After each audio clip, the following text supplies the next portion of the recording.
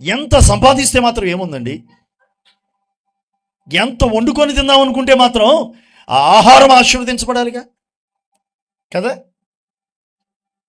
ఆశీర్వాదాన్ని కోల్పోతే ఏం చేయగలం? ఆశీర్వాదం కోసం ఏశావు ఏడ్చాడట. యాకోబు ఆశీర్వాదాన్ని తీసుకుని వెళ్ళిపోయాడు. ఆ ఆశీర్వాదం కోసం ఏశావు ఎంత ఏడ్చినా అతనికి మరలా తిరిగి ఆ ఆశీర్వాదం దక్కలేదు. యాకోబు ఆశీర్వాదాన్ని పొందుకున్నాడు, తరతరాలకు దీవెనకరమైన వ్యక్తిగానే ఉన్నాడు. Praise the lord. చూసారా, ఆశీర్వాదం అన్నదమ్ముల ఇద్దరు విషయాల్లో మీరు గమనిస్తే ఏశావు యొక్క చరిత్ర అక్కడితో ముగిసిపోయింది.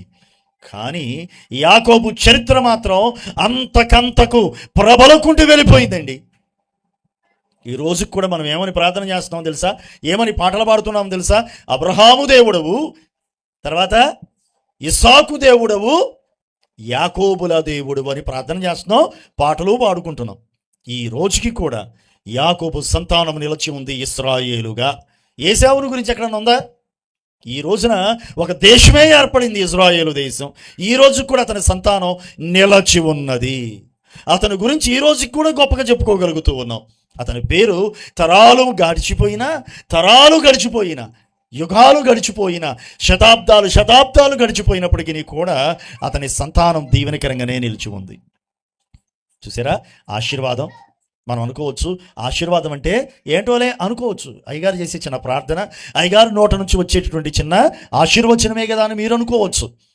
అది ఒక తరతరాన్నే దీవెనకరంగా మార్చగలిగింది, తరతరాలకు నిలవబెట్టగలిగింది ఆశీర్వచనం కదా. నువ్వు దేవుని సన్నిధిని కోల్పోతే ఈ దీవెని కోల్పోతావుగా. ఒక్కసారి ఆలోచన చేద్దాం, ఒక తీర్మానం చేసుకుందాం. ఈ 2026లో ప్రభా నీ సన్నిధికి నేను దూరం కాను, నీ సన్నిధిలో నేను నిలిచి ఉంటా, నీ మందిరపు ఆవరణలో నేను నాటబడతాను.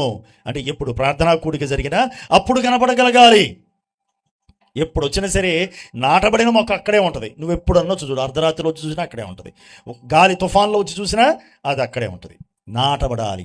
ఎప్పుడు ప్రార్థనా కూడికంటే అది ఉపవాస కూటమా, అది స్తుతి కూడికయా, లేకపోతే మరొక మీటింగా, ఆదివారపు ఆరాధన, లేకపోతే ఇంకో కూటమా, అది ఏదైనప్పటికీ నీ ప్రజెన్స్ ఉండాలి.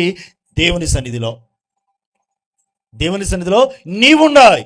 అది నీకు దీవెనకరంగా మారుతుంది, అది నిన్ను ధన్యజీవిగా మార్చుతుంది. ఆయన తన మందిరంలో దాచి ఉంచిన మేలులతో ఆయన నిన్ను తృప్తిపరచువాడు. అట్టి కృపదేవుడు మీకు సమృద్ధిగా కలుగు చేయాలని మనసారా కోరుకుంటూ మిమ్మల్ని ఆశీర్వదిస్తున్నాను. అట్టి కృపదేవుడు దయచేయును గాక.